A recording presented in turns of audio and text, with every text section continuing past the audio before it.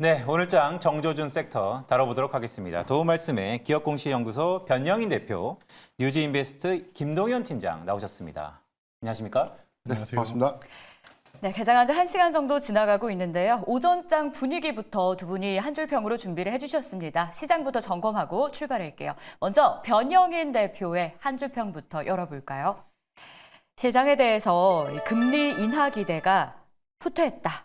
반도체 투심이 위축됐다라고 두 가지 포인트. 사실 가장 팩트일 것 같은데요. 일각에서는 좀 몸살이자 현금화하자라는 분석도 네네. 공존합니다. 의견 주시죠. 우선 지금 연준의 스탠스에 대한 변화, 여기서 뭐 금리 정책에 대한 기조가 뭐 전체적인 점도표에 대한 수정 우려감, 그래서 뭐 0.75포인트에서 0.5포인트로 좀 하회할 수 있는가, 그리고 최근에 뭐 금리 인하의 횟수가 조절될 수 있다. 그래서 뭐 패드워치의 경우에는 뭐 1회, 2회가 관련된 어떤 이슈도 좀 제기가 좀 됐기 때문에 단기간 이 증시의 흐름들은 미국의 금리 기조에 관련된 변화 여부, 이 부분에 관련된 변동성으로 좀 작용하지 않나라 좀 보고 있고요. 반도체 섹터의 경우에는 전일 TSMC가 호실적을 발표했음에도 불구하고 컨퍼런스 콜에서 1분기 향후 이제 하반기 이후에 대한 반도체 여파를 다소 좀 보수적으로 좀 제시했다. 이 부분이 성장률에 관련된 부분을 10% 이상에서 10%대로 좀 하향 조정했던 이슈가 오늘 반도체 섹터에 좀 조정의 빌미로 좀 작용을 했는데, 저는 사실 이 부분은 크게 우리가 조금 우려할 사항은 좀 아니다라고 좀 보고 있기 때문에 단기적 이슈다라고 좀 보고 있고, 다만 시장의 어떤 방향성들은 뭐 중동발 리스크를 좀 논외로 하더라도 어떤 이 전체적인 금리 인하 기대감들이 좀 쇠퇴했던 영향, 이 부분 때문에 오늘 뭐 환율도 좀 상승하고 있고, 전에 뭐 미국의 국채 금리도 계속해서 좀 오르고 있었다가 현재 좀 약세 전환을 좀 했지만 아직까지 국채 금리에 대한 변동성들이 투자 심리를 좀 억제시키는 요인이 아닌가라고 보고 있습니다. 네, 병현인 대표가 말씀하신 건 역시 미국의 금리가 상당한 영향을 미친 것 같다라는 말씀을 주셨습니다. 자, 김동현 팀장님의 한 줄 평 한번 들어볼까요? 네, 지정학적 리스크는 해소, 금리 인하는 아직. 네, 어떤 얘기죠? 네, 어제 미국 증시가 장 초반에는 이스라엘과 이란의 확전 가능성이 줄어들면서 장 초반은 상승을 했다가 이 금리 인상에 대한 얘기가 나오면서 시장이 많이 하락하면서 마감을 했습니다. 연은 총재가 금리 인하를 서두르지 않을 것이라고 말을 하면서 필요하다면 금리 인상도 배제하지 않을 거라고 말을 했습니다. 그러면서 미국 증시는 금리 인상 우려에 하락을 했는데요. 금리 인상 가능성이 나오면서 국채 금리까지 상승했고, 그중에 특히 2년물 국채 금리가 대략 5%까지 상승하면서 미국 증시에 부담을 준 것으로 확인이 됩니다. 그럼 투자 전략을 어떻게 오늘은 세워야 된다고 보세요? 오늘 같은 경우에는 네. 시장이 전체적으로 이런 리스크 때문에 금리 인상 가능성 때문에 네. 좀 투심이 줄어들었기 때문에 오늘 같은 경우에는 좀 관망하는 방향도 좋지 않을까 생각이 됩니다. 현금화에 대한 의견도 동의하시는 거고요. 네, 그렇습니다. 좋습니다. 시장에 우리 발목을 잡고 있는 내용들이 남아있기 때문에 일단 몸을 사려야 된다라는 내용을 저희가 한번 기억해 봐야 될 것 같은데요. 자, 하지만 이 상황에서도 실시간으로 움직이고 있는 섹터들이 있어서 저희가 이 섹터들에 대한 의견도 한번 체크를 해봐야 될 것 같습니다. 그 전에 한 가지 시장 체크해야 될 내용이 남아있네요. 다음 주 시장 변곡점부터 한번 볼까요? 병영인 대표님이 도와주시죠. 우선 뭐 단기간의 증시 변곡점, 다음 주 발표가 예정돼 있는 뭐 PCE 물가지표가 좀 예상되고 있는데, 우리가 최근에 매크로 이슈의 시장 변동성이 굉장히 좀 크게 좀 작용을 했었고, 여기에 뭐 중동발 지정학적 리스크가 사실 낙폭을 좀 더 확대시켰던 단기적 요인이었다면, 좀 다소 좀 중장기적 요인은 단연 뭐 금리 정책, 그래서 인플레이션 기조가 과연 어떻게 될 것인가가 최대 좀 관건인데, 미국의 스탠스는 일관됐습니다. 그동안 뭐 2%대 인플레이션에 대한 확신이 들 때 금리 인하를 시작하겠다는 어떤 메시지들은 계속해서 좀 강조되었던 포인트였는데, 이 부분이 조기 금리 인하 기대감, 특히나 뭐 2월 CPI와 PPI가 시장의 전망치를 좀 상회했음에도 불구하고 점도표에 관련된 수정 관련된 이슈가 없었다는 점, 그리고 3월 CPI, PPI도 뭐 시장의 전망치를 좀 상회했지만 여기서는 글쎄 한 번쯤 더 체크를 해봐야 되는 포인트가 아닌가라는 어떤 관점, 이 부분은 연준이 금리 인하에 대한 점도표를 수정한다 또는 금리 인하의 횟수를 줄인다라는 어떤 관점보다는 근본 3월 PCE 지표에 대한 이 물가 지표가 가장 중요한 체크 포인트가 되지 않을까. 그래서 이 부분을 확인한다면 하반기에 금리 일정에 대한 시점이라든가 뭐 점도표에 관련된 이슈, 그래서 크게 상회하지 않는다면 저는 다소 좀 관망하는 관점 안에서 점도표의 수정은 좀 없을 것이다라고 보고 있는데 만약에 지금 3%대 중반 이상에서 3%대 후반의 인플레이션의 어떤 우려감으로 작용될 수 있는 요인이라면 좀 매파적 기조가 좀 더 강화되지 않을까. 이 부분은 우리가 중장기 관점, 중기적 관점에서의 어떤 지수를 하방 압력들을 좀 더 키울 수 있는 요인으로 작용하지 않을까라고 좀 보고 있습니다. 네, 변영희 대표님께서는 다음 주에 발표하는 PC, 더 나아가서 5월 FOMC에서의 스탠스의 변화까지도 한번 쭉 말씀을 주셨는데요. 근데 대표님, 자, 물가는 뭐 내려가는 폭이 좀 적어진다 이런 것들이 시장의 컨센서스로 자리하는 것 같아요. 지금 오히려 시장의 선반영이라는 거 있지 않습니까? 지금 그 문매를 막고 있는 거 아닐까요? 혹시 다음 주에는 지표가 발표되면 그때가 오히려 분수령의 기점이 아닐까요? 그리고 저희가 사실 이 학습 효과라고 좀 할 수가 있는데 최근에 증시 낙폭과 지난해 3분기 9월 30일이 코스피 최저점 한 2,100선을 좀 유지했던 구간과 투자 심리 관점이라든가 수급 동향을 우리가 좀 비교해 본다면 그때와 지금의 분명 차이는 좀 있습니다. 당시에도 이 매파적 기조, 금리 인상이라는 어떤 시그널 안에서 이 지수의 하방 압력들이 극대화됐던 시점이라면 지금은 오히려 1분기에 조기 금리 인하에 대한 기대감들이 반영됐고 반도체 업황에 대한 기대감들이 수급 요건들을 좀 더 이끌어왔던 형국들. 그래서 저는 만약에 매파적 기조, 조기 금리 인하의 기대감들이 쇠퇴가 되고 금리 인하의 횟수가 조정이 된다고 하더라도 지난 3분기 같은 최악의 투자 심리가 좀 위축될 수 있는 요인은 아니다라고 보일 수 있기 때문에 지금 지표는 장기적으로 저는 우상향할 수 있는 시그널이다라고 좀 보고 있습니다. 코스피의 경우에는 아직 뭐 중기선을 좀 이탈하지 않았고 코스닥은 뭐 지금 단중기선을 좀 이탈하는 흐름들을 좀 보여주고는 있지만 뭐 코스피의 경우에는 코스피가 그나마 상대적으로 좀 견고하다면 언제든지 수급 효과 안에서 등락폭이 좀 커질 수 있는 지수가 바로 코스닥이기 때문에 크게 저는 신경 쓸 수 있는 요인은 아니기 때문에 다만 우리가 좀 조심해야 되는 포인트는 트레이딩 관점에서 제로 또는 소급에 의해서 단기적으로 좀 급등했던 종목들의 경우에는 익절가 대응을 좀 분명히 해야 되는 시점이다라고 좀 보여지고 오히려 실적주라든가 성장세가 확연한 종목들의 경우에는 오히려 조정은 좀 매수의 기회로 활용하는 것이 좋지 않을까라고 좀 판단해봤습니다. 좋습니다. 이렇게 해서 시장에 대한 전반적인 이야기, 전략을 저희가 들어볼 수 있었고요. 자, 이제 섹터에 대한 전략으로 이어가겠습니다. 앞서 박세미 아나운서한테도 이야기를 들었는데 방산주의 흐름이 나름 긍정적입니다. 일단 뭐 아침에 증권가에서 좋은 리포트를 발간한 종목 위주로의 상승도 포착이 되고 있는데요. 먼저 변영인 대표의 한 줄평 열어보겠습니다. 네, 지정학적 리스크 부각은 군비 증감으로라고 방산에 대해서 남겨주셨는데요. 자, 변영인 대표님 이에 대해서 좀 의견 먼저 주시죠.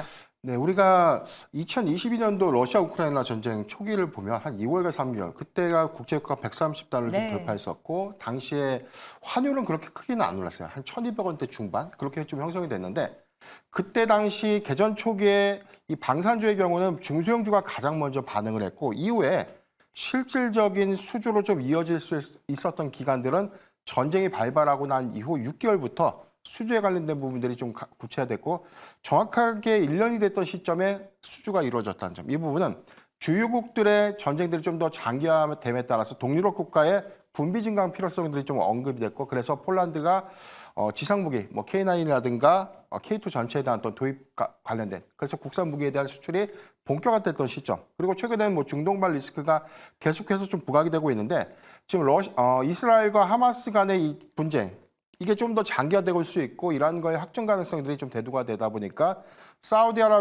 아라비아가 좀 2달 전에 신궁2에 대한 10기 도입 이후에 추가적으로 30기를 좀 도입할 수 있다는 어떤 시그널도 좀 나오고 있고요. 중동에서는 지금 지도공 미사일 관련된 구매 계약에 관련된 관심도가 계속해서 좀 높아졌는데 최근에는 지상무기, 뭐 K2, K9 자주포에 관련된 어떤 무기 도입 관련된 이슈가 좀 부각되고 있다는 것은 전쟁이 조금 더 장기화되는 측면 안에서 주요국들은 군비를 증강할 수밖에 없는 요인들. 이 부분은 방산주의 긍정적인 어떤 낙수 효과로 좀 작용하지 않을까라고 좀 보고 있기 때문에 우리가 일단 일시적인 관점에서는 이슈를 좀 주목해 볼 것이 아니라 실체적인 어떤 수주 가능성을 좀 염두에 본다면 저는 추가 수준 좀 가능할 수 있는 국면이 아닌가라고 좀 판단되고 있습니다. 네, 주요국들의 군비 증강에 K방산이 포함되다니 참 격세지감을 느낍니다. 자, 김동현 팀장님, 한 주평 한번 볼까요? 방산 R&D 올해 4천억 원 투자. 여전히 방산에 대한 기회가 있다고 보시는 건가요? 어느 정도 기회는 남아 있다고 생각이 됩니다. 그 정부가 글로벌 방산 4대 강국으로 도약을 위해서 이번에 4천억이 넘는 투자 금액을 방산 산업에 투자를 한다고 했는데요.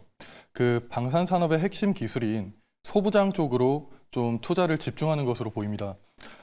전략 기술 및 국가 첨단 전략 기술을 적극 반영하는 방향으로 R&D를 진행할 예정인데요. 이 소부장 중에서 특히 우주와 인공지능, 그리고 유인 복합과 반도체, 로봇 같은 이 5가지 첨단 방산 분야의 60개 기술을 좀 집중적으로 개발할 예정이기 때문에 이런 쪽으로 특히 반도체나 로봇 쪽으로 좀 기술이 있는 그런 기업들을 한번 살펴보면 충분히 기회는 남아 있다고 생각이 됩니다. 좋습니다. 두 분께 먼저 실시간으로 움직이는 뜨끈뜨끈한 섹터, 방산에 대한 의견을 들어볼 수 있었고요.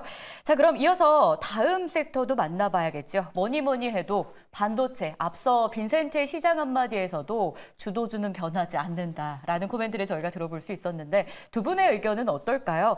이번에는 김동현 팀장님께 먼저 또 반도체 묻고 출발해보고 싶습니다. 한 줄 평 보시죠. HBM도 중요하지만 D램도 볼 차례다라고 주셨습니다. 하지만 최근 반도체를 이끌었던 건 HBM이잖아요. 네, HBM이 시장에서 크게 주목을 받으면서 네. 반도체 종목들의 상승을 이끈 건 분명 HBM이 맞습니다. 네. 하지만 D램 같은 경우에도 지금 볼 시기라고 생각을 하는데요. 그 이유가 1분기에는 이 D램 가격이 많이 상승했습니다. 이렇게 D램 가격이 많이 상승하면서 2분기에는 D램 쪽으로 이 웨이퍼 투입량이 늘어날 것으로 보이는데요. 이렇게 2분기에 D램 쪽으로 웨이퍼 투입량이 증가하면서 특히 DDR4보다는 DDR5 쪽으로 좀 투자가 증가할 것으로 예상을 하고 있습니다. 지금 같은 경우에는 DDR4와 DDR5의 비중이 대략 6대4 정도라고 보시면 되는데요. 이게 연말쯤에는 2대8 정도로 DDR5의 비중이 크게 증가할 것으로 예상을 하고 있습니다. 이렇게 DDR5의 그 물량이 증가를 하게 되면 DDR5 같은 경우에는 고부가 가치 제품이기 때문에 이렇게 실제로 비중이 2대8 정도로 크게 증가한다면 이 반도체 기업들의 수익성이 훨씬 증가할 거라고 생각을 하고 있기 때문에 HBM도 중요하지만 D램도 같이 볼 필요가 있다라는 식으로 이렇게 한 줄 평을 준비해 왔습니다. 네, HBM이 중요하지 않은 게 아니고 D램도 한번 보자라는 말씀 주셨는데 근데 대표님 D램 그러면 또 우리 SK하이닉스인데 네. 최근 SK하이닉스가 또 TSMC랑 네. HBM 콜라보를 한다는 얘기가 있어요. 그러면 SK하이닉스는 D램도 좋고 네. HBM도 좋고 더할 나위 없이 좋아진다 뭐 이런 건가요? SK하이닉스도 물론 좋아지겠지만 저는 개인적으로 삼성전자를 더 좋다고 보는데요. 최근에 삼성전자와 엔비디아가 그 협업을 하기 위해서 이렇게 삼성전자가 엔비디아로 HBM3E를 납품한다는 얘기가 나오고 있죠. 아직 확실하게 정해진 건 아니지만 엔비디아 측에서도 계속 긍정적인 사인을 보내고 있습니다. 제가 보기에 SK하이닉스가 지금 HBM 시장을 선점하고 있지만 계속 점유율을 크게 가져가고 있지만 올해 연말부터는 아무래도 삼성전자가 이 HBM 시장 점유율도 좀 크게 가져가지 않을까 생각이 되기 때문에 저는 SK하이닉스보다는 삼성전자를 조금 더 집중적으로 볼 필요가 있다라고 생각이 됩니다. 좋습니다. 반도체에 대해서 실시간 섹터 체크해보고 있는데요. 자, 그럼 변형인 대표는 이에 대한 어떤 의견 가지고 있을까요? 한 줄 평 보시죠.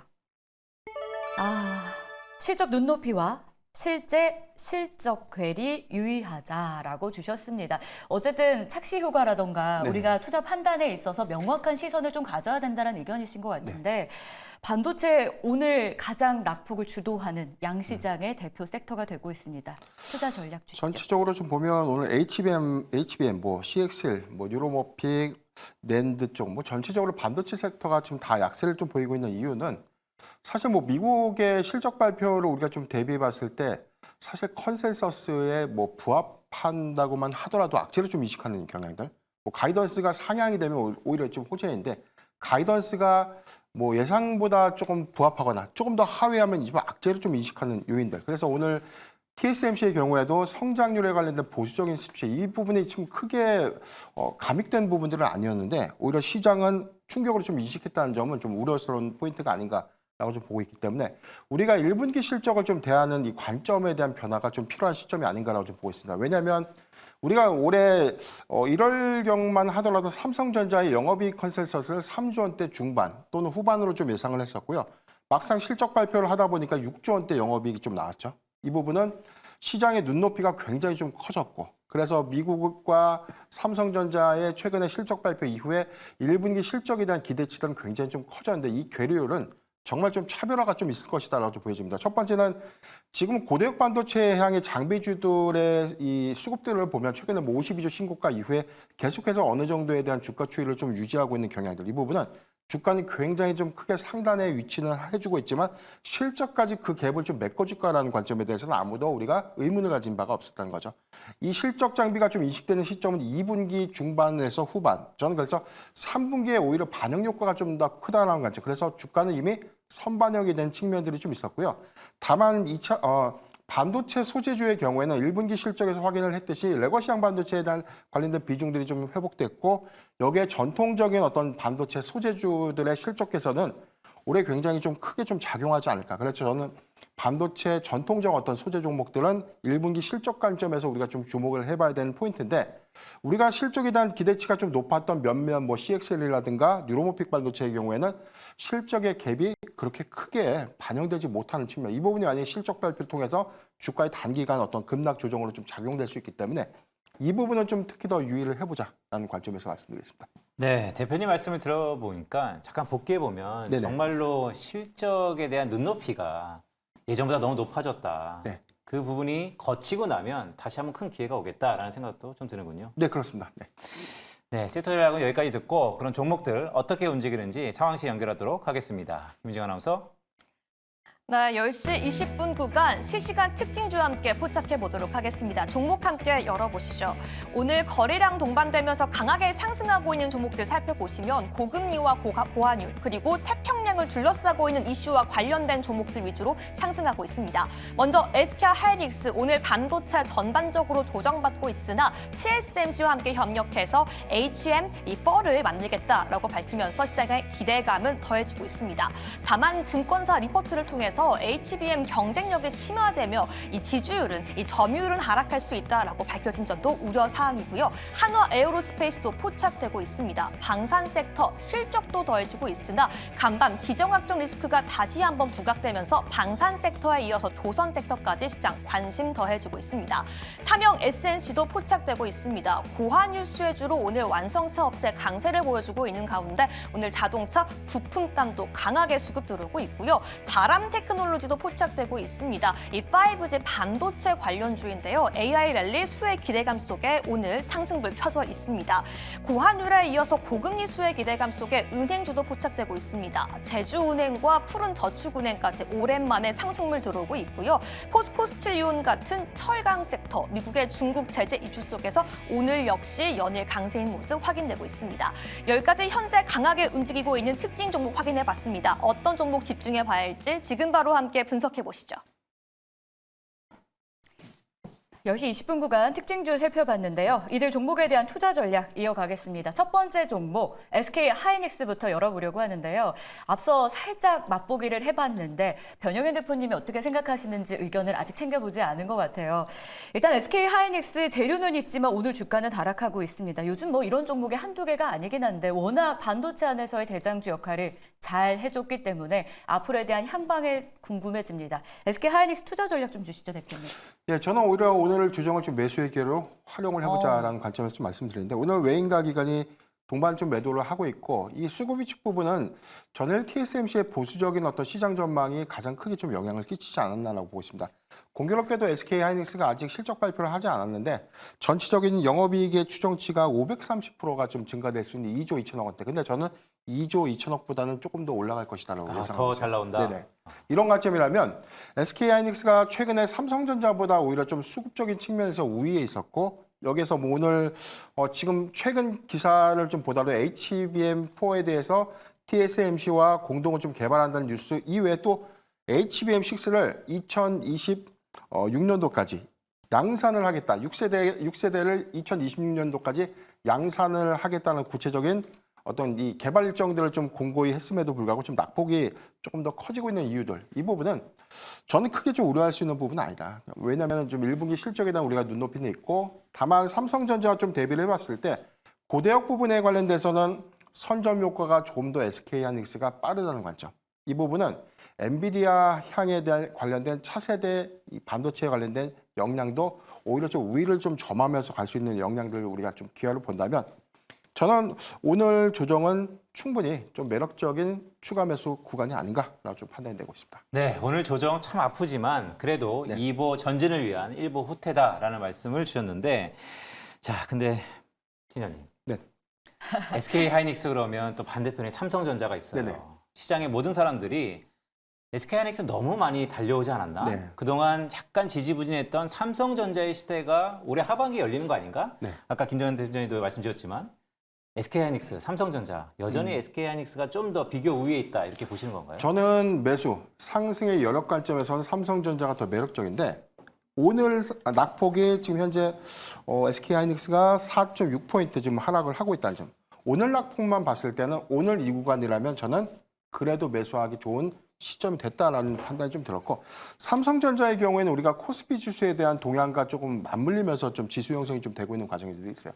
전체적으로 아무리 업황이 좋아도 시장 여건들이 조금 더 회복돼야 되는 부분들. 그래서 단기적 매크로 이슈가 조금 더 완화가 되고 완충이 좀 되는 과정이라면 충분히 삼성전자의 경우에도 9만 전자까지 충분히 달성할 수 있는 수치는 보인다는 관점. 그렇기 때문에 저는 투트랙 전략이 좀 유효하다고 보고 있습니다.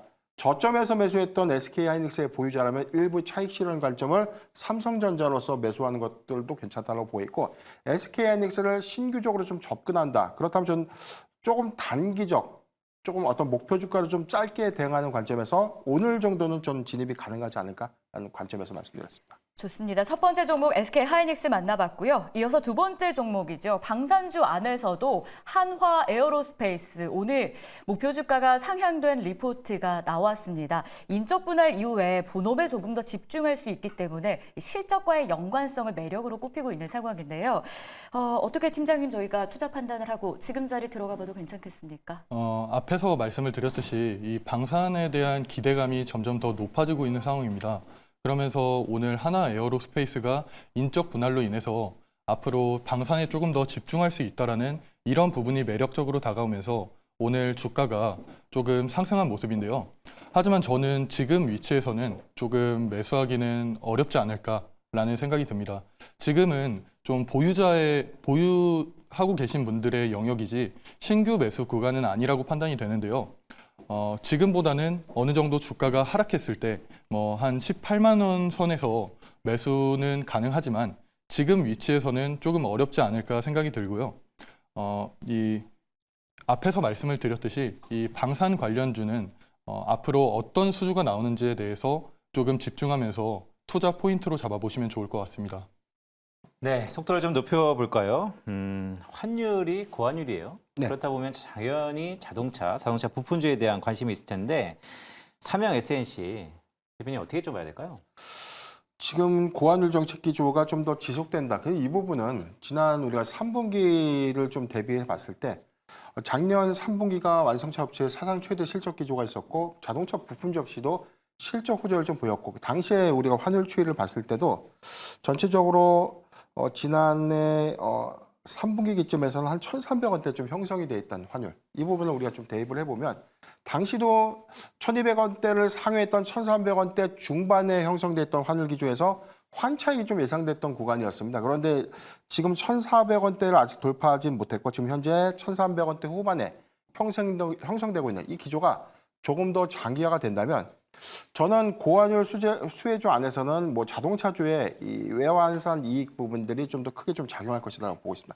다만 좀 부품주에 대한 차이는 좀 있는데, 완성차 업체들의 경우에는 사실상 이 결제 대금에 대한 회수 시점에 대한 이 환차익 평가가 좀 달라질 수 있고, 부품주의 공급은 전체적인 수출 비중이라고 하더라도 국내에서 1차냐 2차 밴도냐에 따라서 이 매입 조건들이 좀 다 달라질 수 있는 부분들이 있기 때문에 고환율의 수혜는 자동차 부품주까지 좀 이어진다? 이 부분에는 약간 괴리는 좀 있다고 좀 보고 있습니다.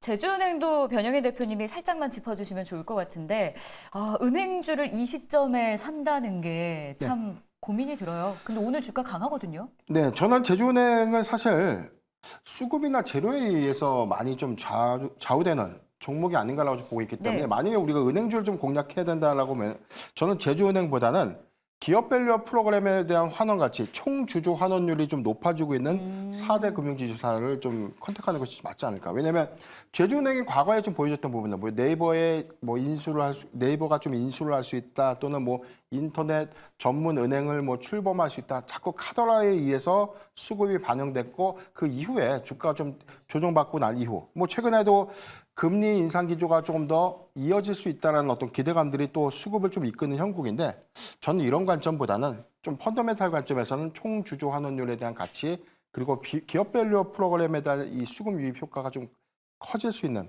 4대 금융지주사 안에서 종목을 좀 교체하는 것이 맞지 않을까 좀 판단해봤습니다. 네, 밸류업 프로그램의 수혜주인 4대 금융주주가 좀 더 비교 우위에 있지 않는가라는 말씀을 주셨고요. 자, 김동현 팀장님, 네. 통신 반도체인데 자람 테크놀로지 어떻게 좀 봐야 될까요? 자람 테크놀로지 같은 경우에는 뉴로모픽 반도체 대표 수혜주로 알려져 있습니다. 뉴로모픽 반도체는 AI 반도체로 되게 유명한 반도체인데요. 오늘 이런 수혜로 인해서 주가가 많이 상승했다가 상승폭을 반납하면서 어느 정도 좀 하락한 상황인데요. 현재 반도체 종목들에 대해서 외국인의 수급이 조금씩 빠지고 있는 상황이기 때문에 지금 입장에서는 매수하기에는 조금 어려울 것 같고 조금 더 반도체 종목들의 자금이 빠져나가면서 주가가 조금 하락했을 때 자람 테크놀로지 같은 경우에는 대략 97,000원 선에서 한 10만 원 선까지 이 정도가 투자하기에 매력적이지 않을까, 매수하기에는 매력적인 구간이 그 정도 구간이지 않을까라는 생각이 들고요. 앞으로 반도체 종목들은 저는 충분히 더 상승할 가능성이 높다고 보고 있습니다. 삼성전자나 SK 하이닉스를 필두로 앞으로 반도체 종목들이 상승 가능성이 높기 때문에 자람 테크놀로지도 어느 정도 좀 제가 아까 말씀드린 가격대에서 상승할 수 있는 그 매수하기 매력적인 구간이라고 생각이 됩니다. 네, 오늘 두 분 모시고 섹터, 종목들 다양하게 바라봤는데요. 오후장 좀 힘내야겠죠? 네, 두 분 수고하셨습니다. 네, 감사합니다.